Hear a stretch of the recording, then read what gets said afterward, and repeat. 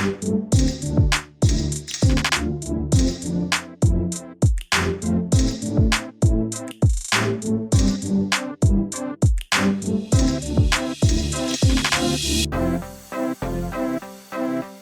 everyone. I'm Sandra Levy, Senior Editor of Drugstore News. Today, we're speaking with Summer Kerley. She's Group Vice President of Pharmacy Growth and Clinical Programs at Rite Aid. Thank you for joining us, Summer, and welcome. We're excited to have you. Thank you so much, Sandra. I'm delighted to be here speaking with you today. My pleasure. So let's get right to it. Rite Aid recently conducted a study about consumers' perceptions of pharmacy services. The study showed a generational divide when it comes to consumers' awareness of pharmacist services. What's causing this divide, and how is Rite Aid addressing it?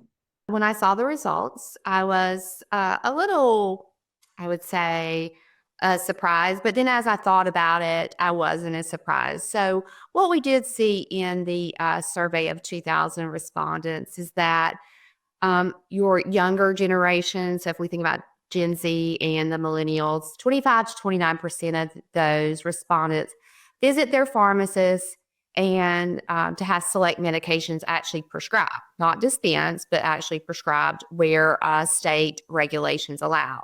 That was compared to about 20% of Gen X and even less of our baby boomer generation that responded.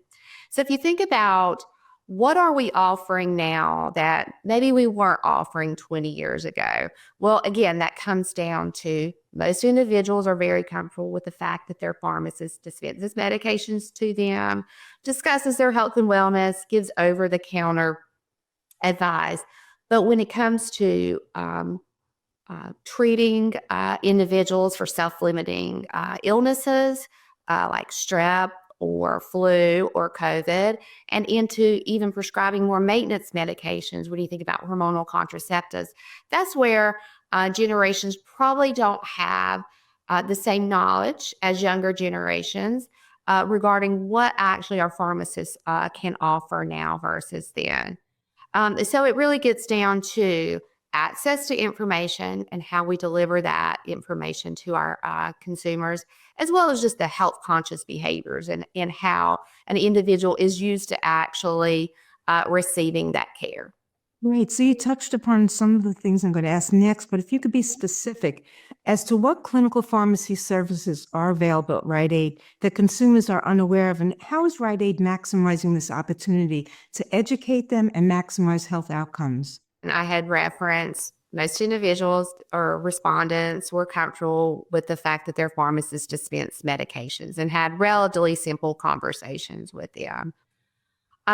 Some of the services that Rite Aid offers include point of care testing. So that is being able to come in and be tested for certain illnesses like flu and strep and COVID, and then actually being able to be treated if they are positive for that infection. As well, certain states that we operate in allow pharmacists to prescribe for self-limiting illnesses as well as certain things like hormonal contraceptive prescribing. So where previously an individual would have to go to their physician if they had or they believe they have a urinary tract infection or were developing a cold sore, in certain states our pharmacists can actually prescribe for them. We also offer medication therapy management, which is really that one-on-one consult with your pharmacist regarding the medications that you take. And then they offer advice on if there's any gaps with care based on that person's conditions and medication. And we will next be offering smoking cessation services to our customers. That's fascinating. Thank you for sharing that. So this is a broader question. Can you discuss what do you see as the healthcare industry's approach to consumer wellness going forward? And what will it take to accomplish this goal in your eyes? Well, we know that our pharmacists are being underutilized. And I say that because if we look at our respondents, more than 2/3 of them reported taking at least one or more medication, whether it be prescribed, a supplement, over-the-counter product. But less than half had actually discussed that with their pharmacist. and they didn't have a personal one-on-one relationship with their pharmacist. Really moving forward, we really should aim to redefine the role of our pharmacists. They do have an expanded role within a person's healthcare journey.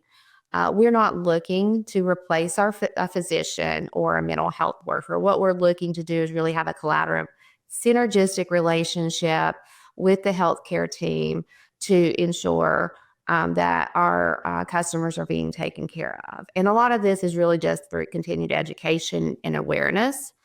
So increasing that consumer's education about available services and trying to develop a personal relationship with our customers. So if you think about it, 5 years ago, if someone would have said that pharmacists would be responsible for the majority of COVID vaccines that were given to the public, most people would have probably questioned that, thinking a pharmacist is going to give me such important vaccine, but they did, and they stepped up to the call and helped with the pandemic. And I think more and more pharmacists are going to take a more important role in ensuring the health and wellness of the communities that they serve. Well, thank you. I really appreciate you sharing your insights, and we hope you come back and share more insights with us as you advance with new clinical support and new services. Thank you. I'm always happy to share what we're doing at Rite Aid to help our customers.